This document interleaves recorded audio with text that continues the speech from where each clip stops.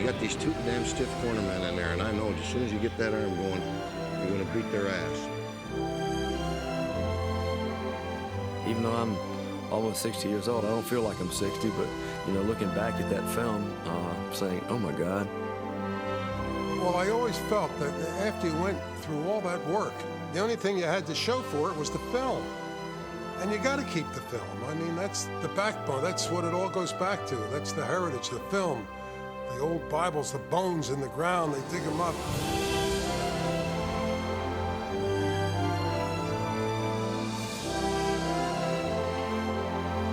Oh!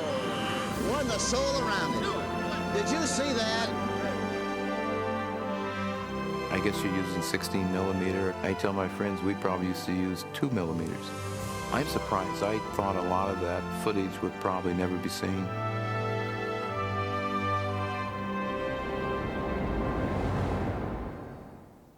In the early 1960s, as NFL Films was just getting started, there was a whole other pro football league also just beginning, the American Football League.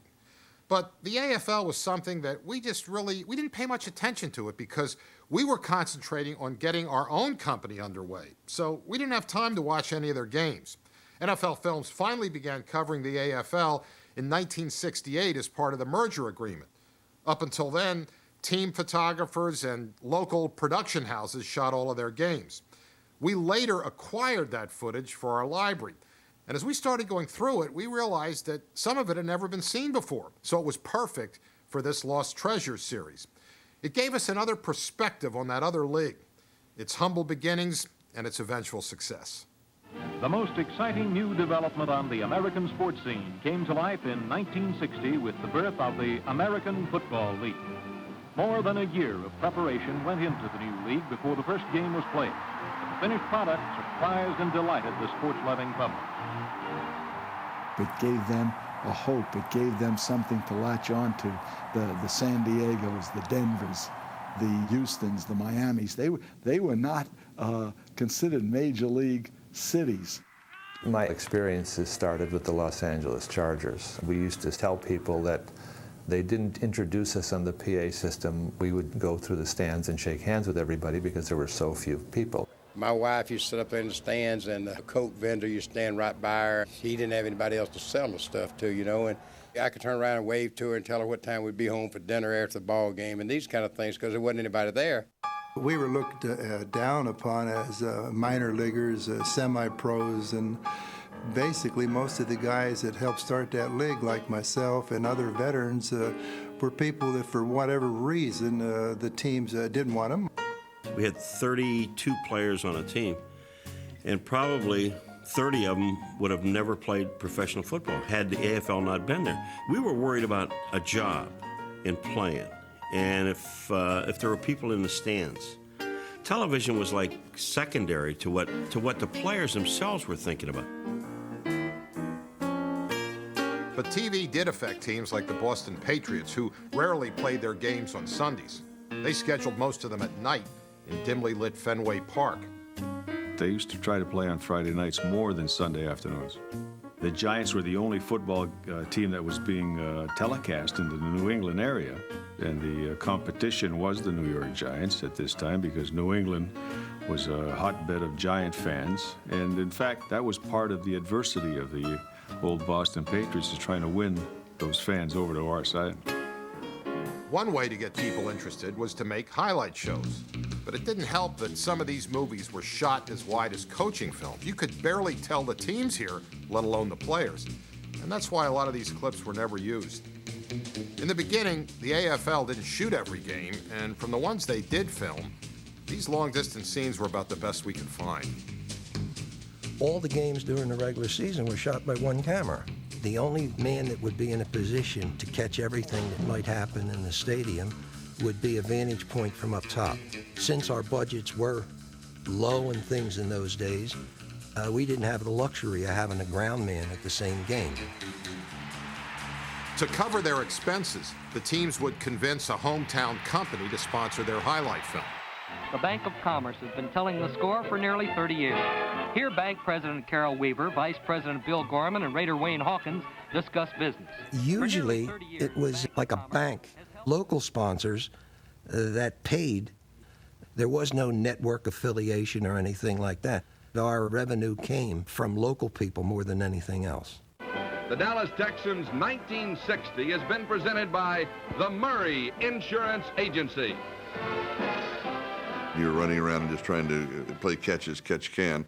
I know when I was with the Dallas Texans that we had a weekly highlight show. The cameraman went out from one of the local stations to shoot one of the games, and he came back and he had just reels and reels and reels and reels and reels and reels of film. And the news editor said, "Why are you spending so much money on these reels and reels? Just shoot the touchdowns." The cheapest team was the New York Titans, whose owner was the sportscaster Harry Wismer. Good evening, everyone. This is Harry Wismer inviting you to join me on the 50-yard line of the nation's professional gridiron as we review the action highlights. Harry needed some tickets for a sold-out Giants game, and Toots Shore, the famous restaurant owner, came to his rescue, and he got Harry the tickets. Well, to thank Toots and to repay him for the favor, the Titans were playing the next week, and, you know, you could shoot deer in the grandstand when the AFL was playing because there was nobody at the games. Well, Wismer, as a thank you to Toots, sent him a block of 3,000 seats in the end zone. Harry was always looking for ways to save money, and in one game, Titans coach Sammy Baugh really got upset with Wismer's budget-cutting moves. The official came over and told Sammy that it was getting dark and wanted to turn the lights on. And so he telephoned upstairs to Mr. Wismer, and Mr. Wismer said, "To hell with them, we're doing all right in the dark." And come find out, I think it cost like $8,000 to turn the lights on. So we never did turn the lights on. I guess that's why footage from the Titans games always looked so grainy. When we heard stories like this, you can see why we thought the AFL just wasn't going to be around for long. You can really get a sense of the AFL's humble beginnings from these shots of their old stadiums. Actually, playing fields is a more accurate description. In Denver, the Broncos' home was a Pacific Coast League baseball park. It eventually was overhauled and became Mile High Stadium, but here's how it looked when it only seated around 25,000 people. And these small crowds made the Bronco executives very cost-conscious. It was very interesting that the general manager of the team at that time, a guy by the name of Griffin, was so cheap that after extra points, and this was before nets in the National Football League, he personally would go into the stands and fight the fans over the football. Houston's Jefferson Stadium was a high school field that it smelled like a septic tank, and it had this rock-hard playing surface.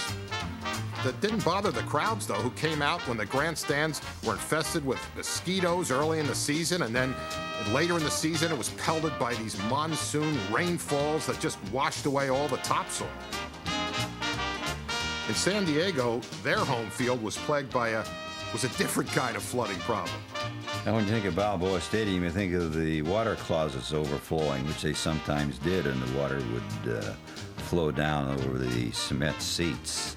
Probably one of the most uncomfortable stadiums in America, but it had great sight lines, and it was a place where San Diego really embraced the Chargers.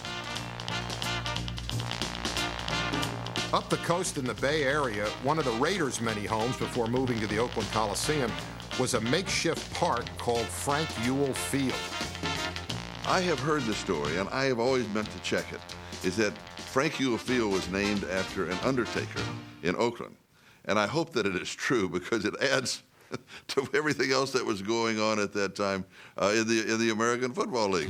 Probably the most notorious of all the AFL parks was Buffalo's War Memorial Stadium, located in one of the town's roughest neighborhoods. We had to hire a policeman to watch our equipment. This was really a nasty environment. Seems like that stadium was probably built in the 13th century. That's the only stadium that I didn't take a shower, after a game, and I was pretty dirty and muddy. We played there in November, and the shower spigots had icicles hanging from them after the game, so we had to chisel the ice away to get a shower. The stadium was run down and dirty. But the fans liked it, and they liked it because their seats were close to the field and close to the players. I knew some of the fans that were sitting behind our bench because they were there year after year after year. Same people. And you got to know them, you know, kind of not only by face, but eventually by name. They loved their Bills, but boy, they hated the visiting teams. To discourage rowdy behavior, the team erected this rickety fence around the playing field. It offered some protection, but even so, opponents took other precautions.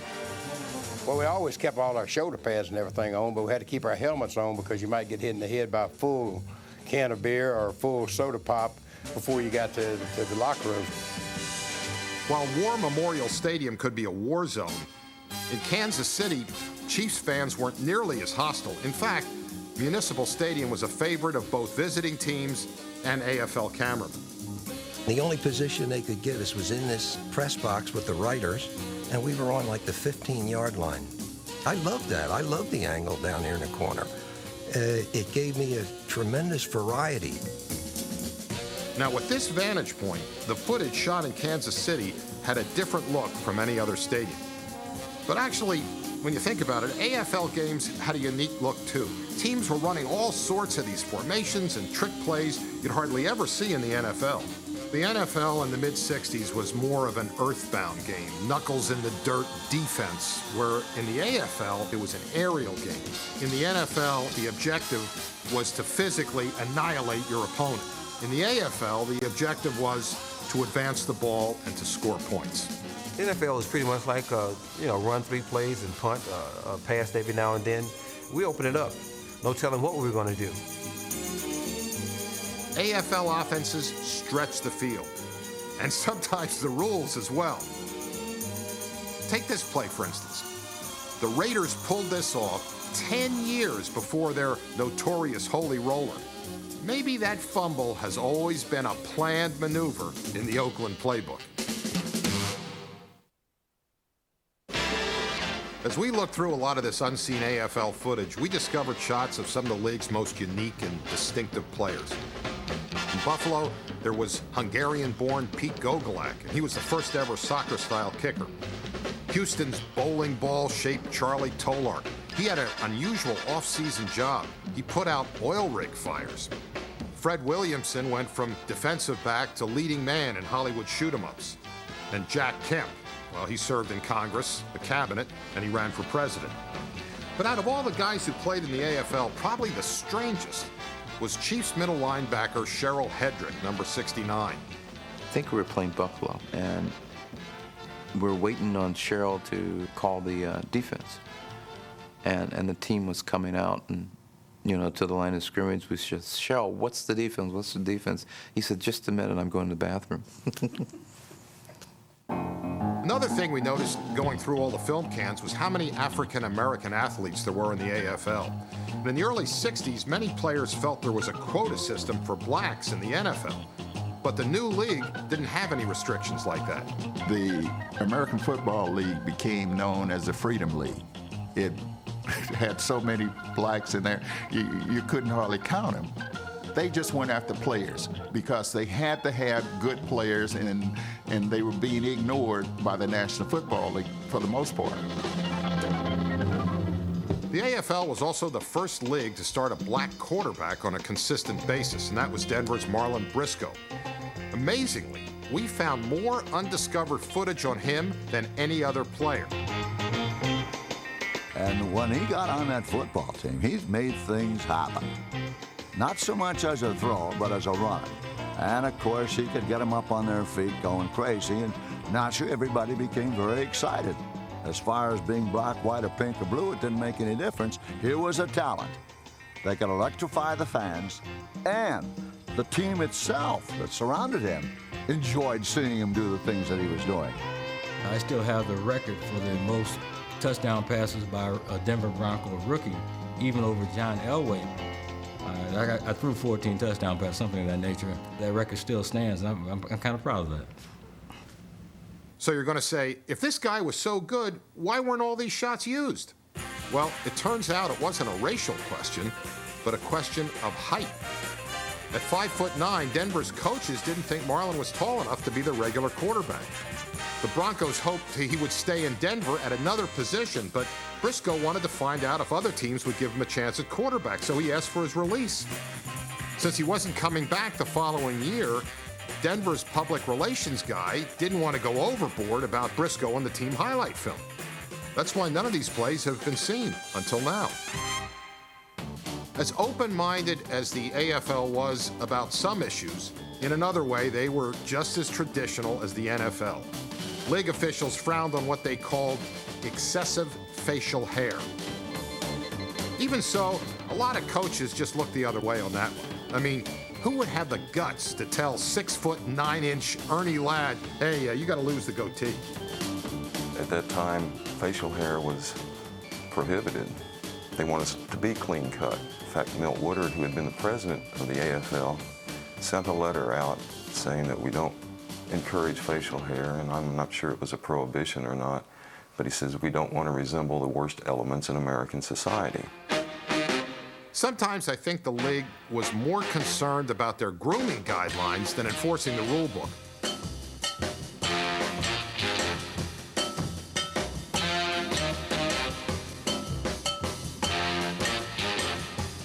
Look at these plays. All of them would be infractions today, but no penalties were called on any of them. There were times when offensive backs trying to get out of the backfield, they were almost decapitated. You know, guys would stick their elbows out and hit them around the head. I think we had more bodies flying through the air, and I've always thought the officials let us be a little more creative, too. I thought they were maybe interested in selling tickets just like the players were, and we were a league that was striving to get noticed, and you had a lot of defense where either you're going to get a sack or they're going to score a touchdown on you, a lot of go-for-broke stuff. One reason why these shots were never used is that weekly shows and highlight films in the 60s didn't devote much time to defense. The AFL was a point-a-minute league. There were just simply too many touchdowns to show. Hey, here's an embarrassing moment. Watch this. San Diego quarterback John Hadel collides with an official. The AFL didn't want fans to see a ref putting one of the league's best passers in the hospital, so this was never shown.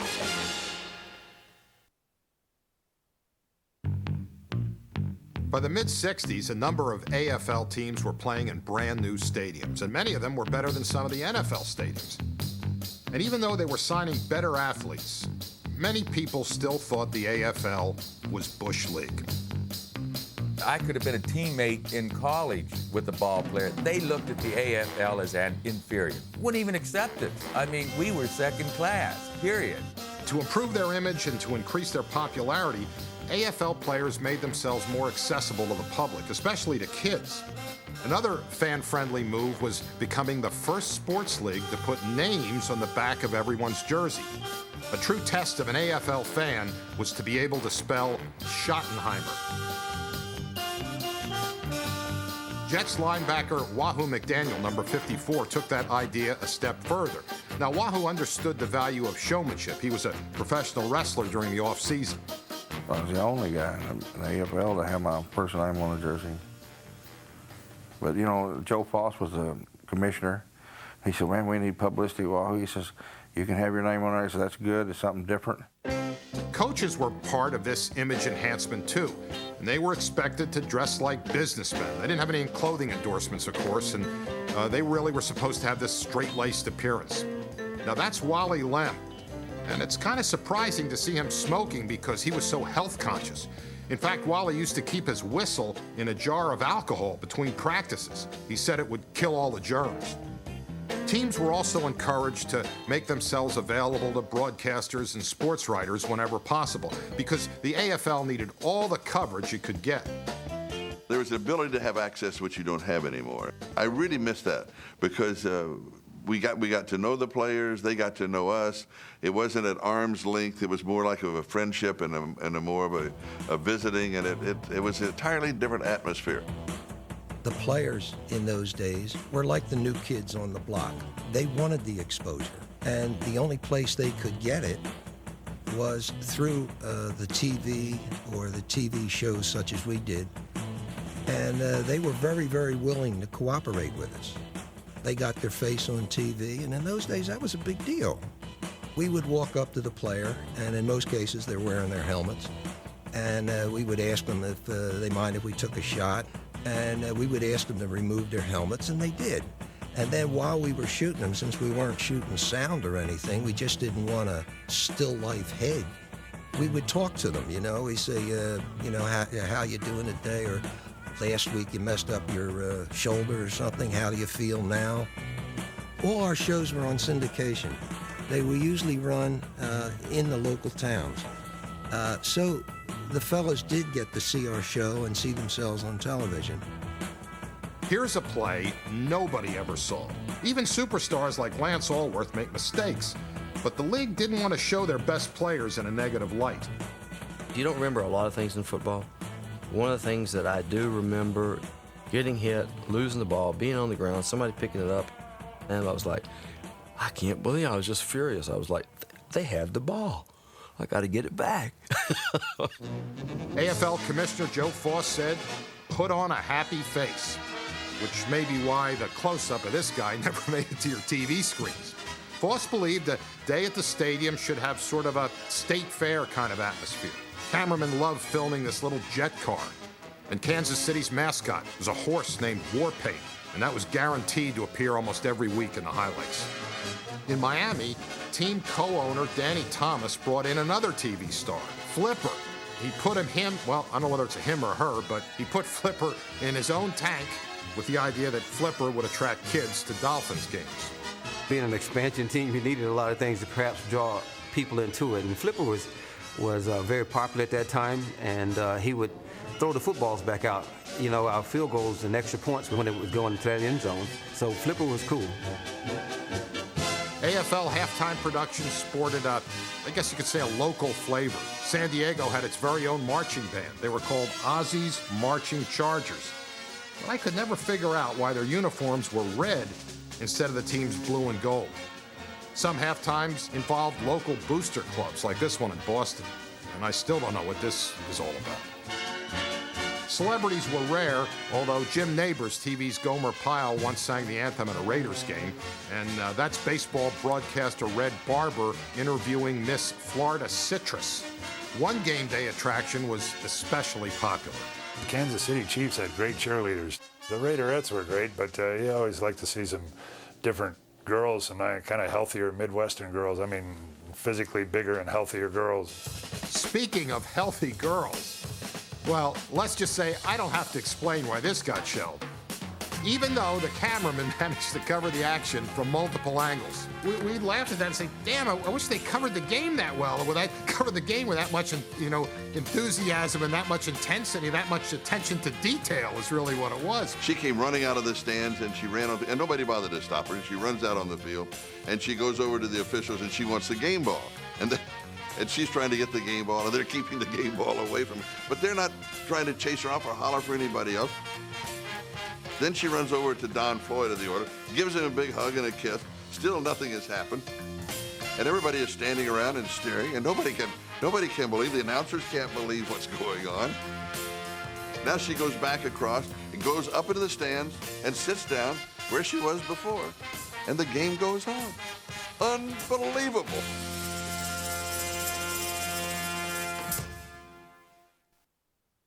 By the mid-1960s, the two leagues stopped feuding.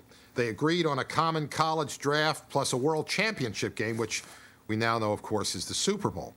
Another clause in the contract called for NFL Films to cover all the AFL games. For the 1968 season, we created a new division, AFL Films. Now, even though our cameramen and sound crew shot both leagues from week to week, bright red jackets with AFL lettering were worn by all of our people. And as far as I know, this is the only one that's still in existence. And we wore these not only for security clearance, but also as a form of self-preservation.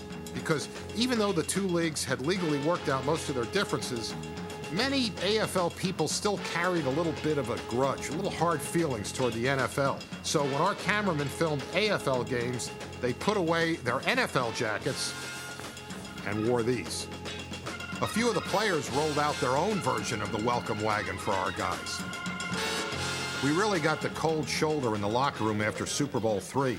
Joe Namath here turns his back on our sound crew, and he refused to be interviewed by us. Is this a win for outspoken people? I don't know about that. I know it's a hell of a loss for those folks that picked it the other way. But I have to admit that I didn't help ease the tension between the two leagues when I made the official Super Bowl film the following spring. I was still upset that the AFL won. You see, I had been a Colts fan all my life, and in my version of the game, I played a little fast and loose with the facts. All the hopes and dreams of an entire season rested on the shoulders of one man, one old pro. One last moment for the master.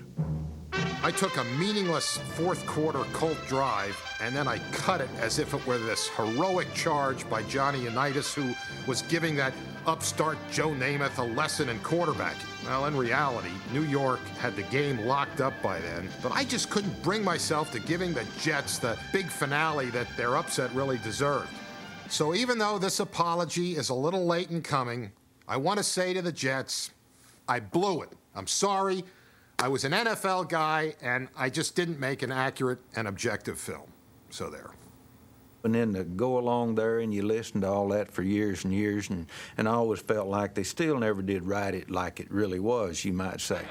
Don, you're right. So here are some bites that I never used from our sound camera that show just how confident the Jets were that day. I nodded at it, but I won't no more on it going.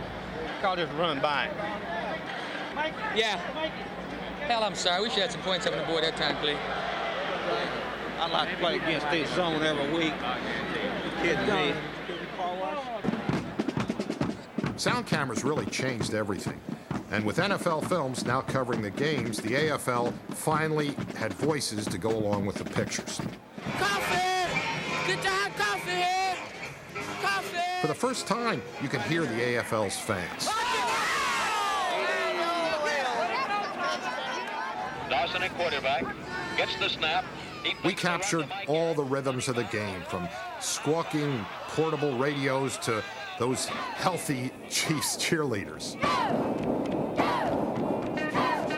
It didn't take us long to familiarize ourselves with 10 new teams. It was obvious by now that the AFL was putting a pretty good product on the field, and we were determined to cover it with the same energy and the same artistry as we did with the NFL. We were prepared to give the AFL a full makeover, looking for shots that told stories, shots that were funny, or were artistically composed. When NFL Films started doing the AFL, we were still dealing with the same teams, the same people, and the same wide-open type game. But now we had the advantage of having better equipment, zoom lenses, cooperation, unlimited budgets as to anything we wanted to do. We had great cooperation from everyone. Paul Brown, the definition of old school, couldn't have been nicer. Look, he even smiles at us here. And then he led us into the very first meeting he conducted with the Cincinnati Bengals. Another AFL team that opened its doors to us was the Denver Broncos. 3-19, set! Get! We were allowed to shoot their practices and their defensive front four with number 87, Rich Tombstone Jackson here. By the way, the greatest player not in the Hall of Fame. Well, they agreed to let us film what you can see is obviously a rehearsed strategy session. You still want to go on the theme of Namath, or? No, let's talk about this Sunday, just general stuff. Yeah, we had a good week's practice. Big thing this week's going to get the Joe, just like every other week. Players tried their best, but it still came off looking staged. Looking at those films from last year, I think you can handle that guy. Yeah, I think so. I've been checking him out in the film, and he has a leg problem, foot problem, and I figure if I can get him going to the outside and hook him and come under, I think that we can present some problem, because everything that we do come Sunday will depend on the outcome of the ball game. I'm still not quite sure what Tombstone was talking about here, so we never used any of the stuff. But we had better luck with sideline sound during the games, because most of the teams let us wander right into the bench area. You'd never see this happen today. We got so much good material at first that we couldn't use it all. You can tell by Kenny Graham's play, he's way outside and deep, like Hunter said. Corners up. Yeah. Hey, man, I got that plugger on me. I'm going downfield, I'm just bending it in, and I'm open. I'm sure they'll overshift. All right, well, you are 19. I don't care. No, 119. 119, I think would be good. It's center. Formation for Boston. On punt. Just shoot down. Coming off your nose? No, I can't touch it. Here we go. Take it in. Let's go. Come on. Be alert now. Be alert.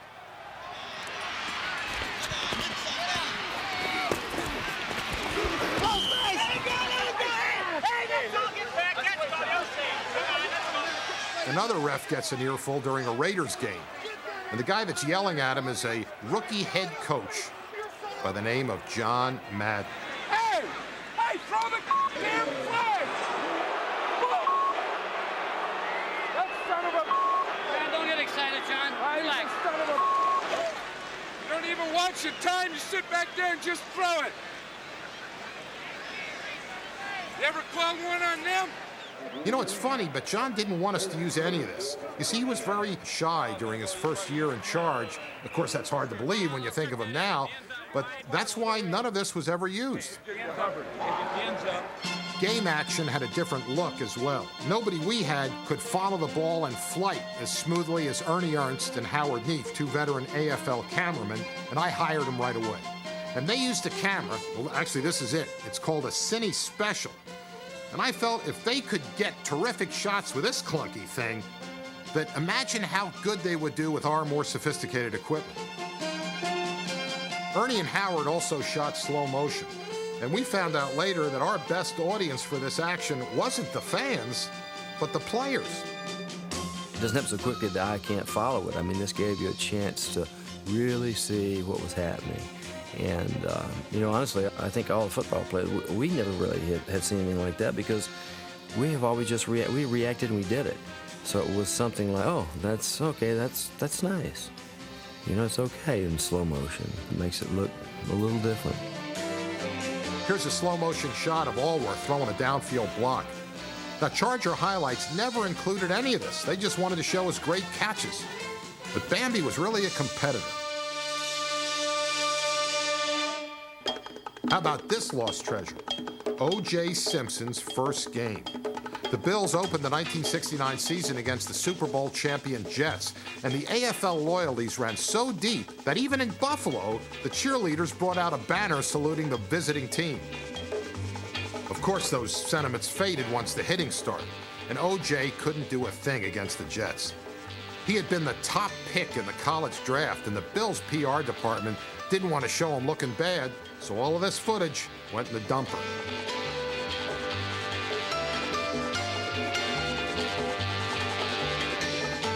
And here are some scenes from what was voted the most famous regular season game ever. Oakland's Heidi Bowl. You remember that was the game where NBC pulled the plug on its telecast with the Jets leading and only 2 minutes to go so they could cut to this children's movie, only to see the Raiders come back to score twice to win the game. Well, here's never been used shots of not one, but 2 Oakland touchdowns that were called back by penalty. Now, the significance of these shots is that if either of these scores had counted, the Raiders would have been ahead late in the game and they wouldn't have been forced to mount a comeback, and nobody in the TV audience would have cared about missing the end, and this game would have been forgotten. Instead, it became one of the most talked about afternoons in sports history. The only 2 men who coached their teams during all 10 years of the AFL were Hank Stram with the Chiefs and Sid Gilman with the Chargers, and they were both pioneers and innovators. And you can see that that creativity was evident in the way they worked with us. Lamar Hunt, the founder of the AFL, he's the George Washington of the AFL. Sid Gilman is the Thomas Jefferson. He gave the league a strategic tone and a shape. It was Sid's style of play that all the other coaches emulated. He realized the value of film as a coaching tool. Actually, he grew up around the movies. My background is in the film business. My father owned theaters. We'd have the Fox Movie Tone. Paramount would bring in these films, and invariably, there would be the big game, Army, Navy, So what we would do illegally is cut those games out. And when the distributor got the film back, there'd never be a football film in there. The one thing that helped us out was that my dad and Sid became great friends. They were both Ohio State graduates. They loved movies. They had similar tastes in entertainers. They both loved Frank Sinatra and Frankie Lane. And Sid let us follow him everywhere. We just don't believe. So there was a friendship right away. We shot so much we couldn't use it all. I just want to get to those movies. I want to show you that manure pile that we played in this last week. Let me have your attention. We'd forgotten all about that Booster Club luncheon. And here's more unseen stuff from a team meeting. All right, now listen. Last rehearsal of special teams. Let's make it a speed drill and get this damn thing over with in a hurry. Okay, here we go. All right, down. Now, I'm sure you've seen clips from this practice session before, but the team didn't like to show Sid being critical of the players. So this stuff's airing for the first time. What do you run? Take it to the corner, Lane. You start in the middle of the slot and then take it to the corner, deeper. You don't know from Shinola about what we're doing here. And boy, you better start playing good special teams or that's the end. A big guy. Sid also let us wire him in a game against the Jets, but the Chargers got creamed, and Sid was so disgusted about it that we never showed any of this. They just leave our backs alone, and he will not hit flare action passes. We got some of the cleverest damn flare action passes that you can conceive. And here's the first damn long pass that we've ever hit on the back. Oh, on Sky, we got to bump that damn kid. Don't fall on the inside, up the field. Better let the little guy take it again. This bastard, he's too stupid. Go ahead, Speedy. Well, I'll tell you, I don't know whether there's anything wrong with you, Willie, but you just don't run. Jock, I want you to stay in there, but you tell me when you want a little blown, because this guy isn't worth a It was a much happier day for the Chiefs and Hank Stram when we mic'd him at Super Bowl IV, and this is still the most famous wiring in our library. And Dad was the guy who convinced Hank to go through with it. We went up to Hank's room. Hank was up there in his underpants watching a football game. And we came up there and talked to Hank and tried to persuade him to wear a mic. What does a coach do in the big game on the sideline during the course of the game? It's never been done. And we've got to do it. It's got to be done, and you're the guy we want to do it. And then Dad said, in addition, there'll be a $1,000 check. And that was the deal right there. And then we went on with the wiring. Super Bowl IV is one of our most popular films. And here's a few shots that we found in the outs. Oh, we had that damn thing. Willie had it. There was too much leakage on that play. There's too much leakage down there, I'll tell you that, boys. Bobby, you got to make those blocks for us. Damn it. We can't make mistakes in this game. Leonard, 2 minutes to go. Listen, let's have a They're going to be blue right slot. I didn't know he was taped, by the way, until the next spring when NFL Films put together that 30-minute documentary or whatever you want to call it, the highlights of Super Bowl IV. No one knew that Hank was wired in that particular ballgame. I think that film that NFL Films put together is really one of the classics. Something else the Chiefs didn't know was that we'd wired Hank almost 2 years earlier in sort of a dress rehearsal during a regular season game against the Patriots. What's the matter? What the hell? 56 lead, and nobody was on. Pass drag by Whalen. I saw that, but where in the hell was a safety man? Look how deep we are. Look how deep those defensive backs are. Make sure we keep that Johnny on that anchor, on that tight end, huh? Good. Keep him on there. Keep him on that tight end. We're going to get killed if we don't keep that safety man on that damn tight end. We got 3 timeouts left. What are you doing in the huddle, Leonard?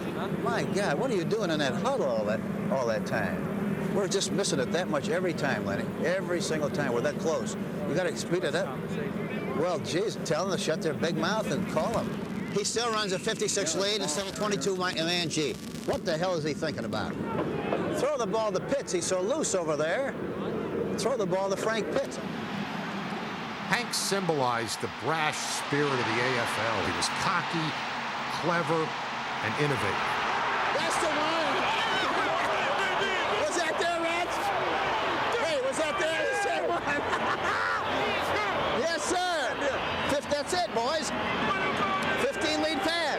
When you see Hank portrayed in all our films as this sort of a Henny Youngman coaching a football team, that you forget that Hank Stram was one of the great coaches and great innovators in the history of football. And in the AFL, he won more games than any other coach. Good, John. My coach in college, the legendary Bobby Dodd, advised me to go to Buffalo in the AFL. He made a statement that if you want to be a part of history, then go to the AFL because it's going to flourish. The end of the 1960s also saw the end of the AFL. The two rival leagues would combine as one in 1970, but not everyone favored that decision. Lenny Dawson still to this day wishes they hadn't merged because he said you were either an AFL man or an NFL man. And there was great hatred among the fans of the two leagues. It was exciting, but the merger had to come, and it was proven right, and it was the best thing in the long haul for pro football. The American Football League was absorbed into the AFC, and we work with those teams today. But I wish we could have been there from the start, because there were so many colorful players and so many thrilling games that are forgotten. They'll never be recalled because no film record of them exists. You know, I'm sort of glad I saved that old red jacket. It's a unique reminder of a memorable chapter in the history of pro football. We have those memories, you know. Those are some of the things that I think all of the guys who played have retained. So I still visualize certain highlights and lowlights. We progressed from a little sandlot type of league, as it's been quoted, to teams that were able to compete on all levels. When we started out with the AFL, we were pioneers just like they were. Every father, everybody likes to see their kid grow. Sure, I am. I got as much pride as those old guys do. I mean, I can understand their emotional feelings about it. It was something I'm glad I had a part of.